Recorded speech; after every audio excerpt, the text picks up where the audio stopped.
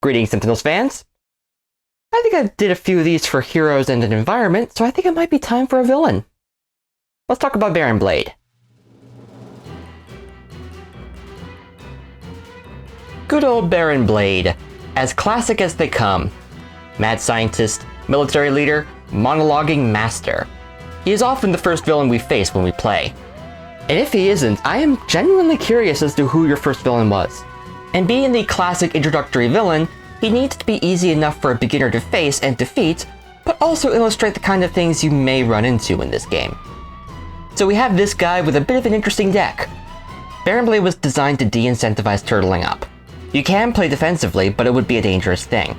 In the case of the base version of both editions of the game, if Baron Blade were to get 15 cards into his trash, then at the start of his turn, he gets his alternate lose condition of pulling the moon into the earth.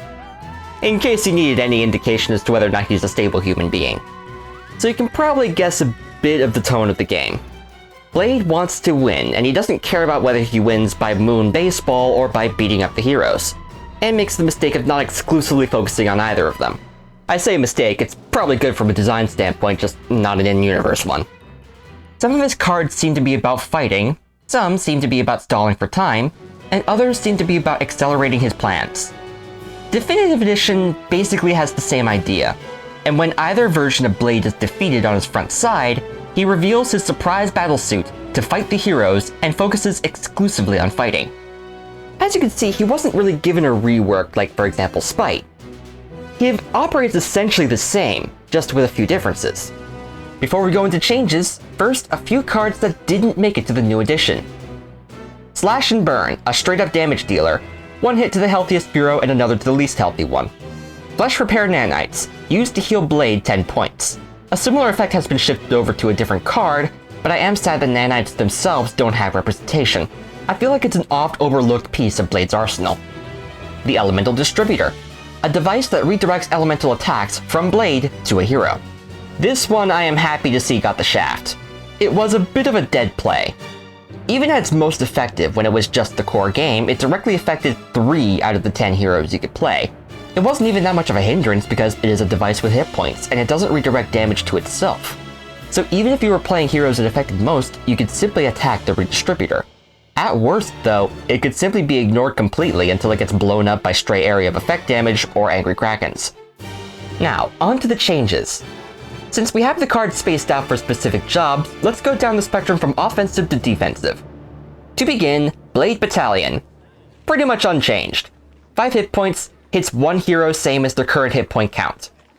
Definitive Edition does add a new kind of battalion, the Jet Jump guys. These guys focus fire on the healthiest heroes, but they also do a thing when they first show up. They reveal the top card of Blade's deck, and if it's a device, it is played. And if it isn't, it's discarded. See? Creeping towards that lose condition just a little bit faster. Next, the powered turret has gotten a small change. It used to do 2 damage to all heroes, with a power boost for every mobile defense platform in play. In DE, its base damage drops to 1, but it gets a +1 to all its damage for every other device in play. And you will see shortly that Blade has a lot of devices to work with. So when you get to a point where you are avoiding putting targets into the trash, you'll have to decide to either let the turret slam your heroes or fill up Blade's trash some more. Next is the card that will probably cause some heart attacks among Enhanced Edition players. Devious Disruption. Yes, this card has probably made players sweat more than any others in Enhanced Edition. At least with Devastating Aurora, you just wiped the board of hero cards and started again clean. There's no tough choices involved. With Disruption, all players have to choose whether or not their setup is essential and worth potentially wiping their party for. Definitive Edition still hurts, but has been made much more manageable. Original flavor had it that Blade dealt every hero 3 damage +1 for every hero ongoing or equipment card in play. This means that Ra could have nothing in play and Tempest could have 1 card in play, but Argent Addict can have 6 cards in play. And if Argent decides not to break any of his stuff, both he, Tempest, and Ra will all receive 10 damage. However, players can mitigate this damage as the card allows them to destroy as many cards as they want, thus reducing the damage the card deals. A new player who is not prepared for this card might receive quite the jump scare while they try to determine which pieces of equipment are worth keeping. Definitive Disruption changes this a bit. heroes can still break their own stuff to lower the damage, but the damage is different for every hero, as the damage is based on the ongoing and item cards in that individual hero's play area. So, if we use the same example from before, then when the card is played and no heroes break their stuff, Ra receives 3 damage for having no setup cards, Tempest gets 4 for having 1, but Argent receives 9 for having 6.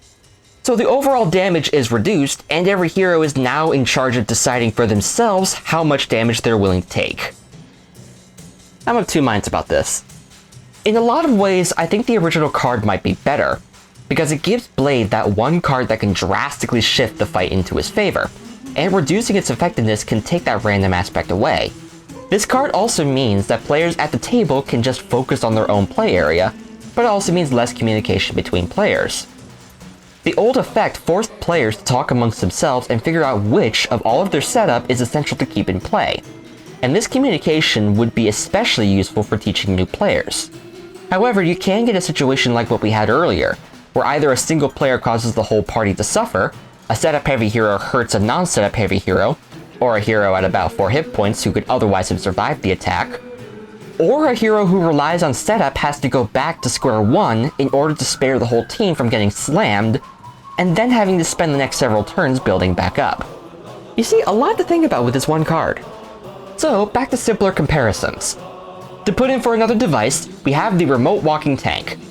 This is one card that wasn't taken from the Baron Blade EE deck, but instead the Mordengrad Environment deck. It has the same -1 damage received and still shoots the healthiest hero, but it no longer plays more cards on destruction because, really, Definitive Blade does a lot of discovery, or at least pseudo-discovery already. Next is Consider the Price of Victory, which has changed from a one-shot to a temporary ongoing card. The one-shot hits all heroes for a little damage and forces each to discard a card, and then discards a couple of cards from Blade's deck to speed up that loss condition. The new card also does the damage the hero discards and the villain discards, but instead of it being immediate, it will now wait until Blade's next turn to happen, and in the meantime, Blade will have a damage reduction of 1. It can be just as dangerous or inconvenient, but now the heroes can possibly react to it. It is possible to hit it with ongoing destruction to prevent those discards. Also, that -1 gives Blade a bit of stalling action in the meantime. Next is Hasten Doom. There is absolutely no difference between the two versions. Both hit all heroes 2 toxic damage and play the next card of Blade's deck. Easy peasy. Straddling the line between offense and defense is the Backlash Generator. Backlash Generator. Sounds like a euphemism for Twitter. This isn't ongoing in the Enhanced Edition, but is a device in Definitive Edition. Original deals 3 damage to a hero that directly attacks Blade once per turn for 3 damage. Well, technically once per turn per target, but whatever. 3 damage is nothing to sneeze at, especially if Blade were to get both copies of the field into play. Slamming people for 6 if they dare attack the Baron. Minions and other devices, though, are fair game. Definitive is a bit trickier, though. This card will deal the attacker 2 damage every time another target is hit. Every instance, every target. Blade himself is protected, but so are the Battalion, the tanks, the turrets, all protected by this thing. The only thing the Backlash Field Generator doesn't protect is itself. So it coming onto the field pretty much makes it public enemy number 1 for a while. Its presence isn't too bad because any hero can deal damage, while poor luck and poor planning can make the ongoing Backlash field into a big problem, say if you don't have any ongoing destruction on ya. It does make area of effect damage really risky though, as every target has the potential to really hurt a hero.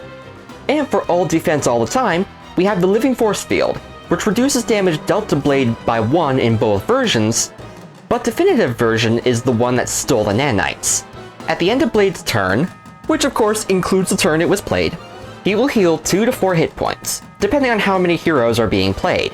All the more reason to consider getting rid of it. And finally, the classic, the mobile defense platform. Both versions prevent Baron Blade from taking any damage. In the original, you have to cut through 10 hit points to get rid of it, and in the updated one, blow through 12. The big difference, though, is that there were 3 copies of this card in the original deck, so it was possible for Blade to immediately hide behind a shield for a while mid-fight, though when he flips, he removes the shields. In the Definitive deck, there is only the one, but it also has the effect at the end of Blade's turn where it reveals the top card of his deck, and plays it if it's a minion, or discards it if it's not. Imagine the platform bringing the jet troopers into play and the jet troopers bringing the Backlash Generator. That would be a fun start. So the Baron's other loss condition is a bit of a bigger threat in Definitive Edition, as a few of Blade's cards get more cards out. But wait, there's more! In addition to the decks, there are also the events. Definitive Edition's regular event, which stacks on extra rules. I generally compare basic events to Enhanced Edition's challenge rules. Using that comparison, Blade has them entirely different, as EE's Blade has him continuing to go for the alternate loss condition after he flips. DE's event has Blade's minions act as meat shields for him. When he would be attacked, he checks his next card. If it's a minion, it is played, and it takes the hit instead. If it isn't, it is buried. Not discarded, buried, otherwise the game might be a bit too hard. This event is also unique in that you are not allowed to bring any collections with you, so no life preserver for you. For this video, I'm not going to go into the collections that the events give you. I'll save those for a different video. Critical events work like the original villain variants, and guess what? EE Blade is one of the few that have one of these too, so we can directly compare them. This bit is going to be a bit of review from the villain variants video. Mad Bomber Baron Blade has ditched the high-tech moon laser for a more conventional blow everything up plan. In Enhanced Edition, the Mad Bomber starts his turn by dealing every hero fire damage determined by the amount of cards under his character card. What's that? How does he get cards under his character card? I am glad you asked. When Blade plays a card, if that card is a target with hit points, then it is placed under Blade's character card, and then he plays another one, meaning that he is guaranteed at least a one-shot or an ongoing. But it is all luck that decides how nasty his start of turn attacks are going to be. You may get a couple of turns before his attacks really ramp up, or he may get all 11 of his targets primed and ready on his first turn, so that he can slam your heroes with fire. Knock down his 30 hit points and he will flip to grab his death ray. This side is pretty much a victory lap most of the time, as he isn't much of a threat on this side. He flips to the side and breaks a bunch of your heroes' setup, based on how many cards are under him. If he plays targets, he immediately destroys them, and each turn he deals damage to the healthiest hero based on the cards in his discard. Which might be a threat if he didn't shuffle his trash into his deck when he flips, thus emptying his trash. His one-shots and ongoings can still hurt though. Definitive Mad Bomber works a bit different. First, with how critical events work, Blade only has the front side, no flipping. Second, you can have one lovely little collection to help you out in this fight. Finally, this Blade has setup, where he shuffles 1 to 3 villain cards into the environment deck. The deck is shuffled until a villain card is not on top. These are bombs placed in the environment. Whenever a villain card ends up at the top of the environment deck, kaboom! 2 fire and 2 projectile damage to all heroes. A pretty significant amount of damage. The bomb card is then placed under Baron Blade's character card. Also, at the start of his turn, you discard the top card of the environment deck. So you could see a lot of bombs going off very quickly. Additionally, if Blade plays a target, it is shuffled into the environment deck. Needless to say, lots of stuff go boom. Well, you say, maybe I'll just turtle up. They'll run out of bombs eventually, right? Right? Yeah, about that.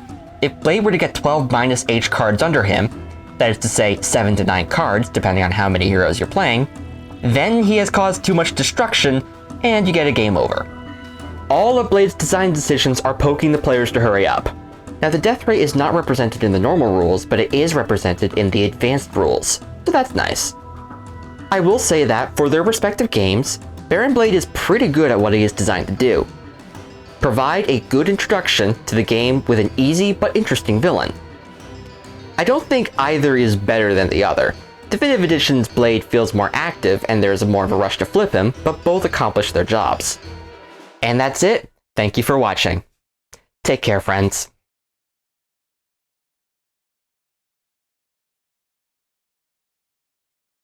However, players can mitigate this damage as the card allows them.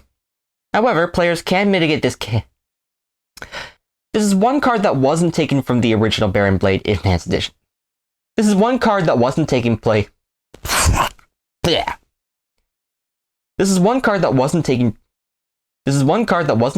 the Baron Blade Enhanced. Why am I having trouble with this one?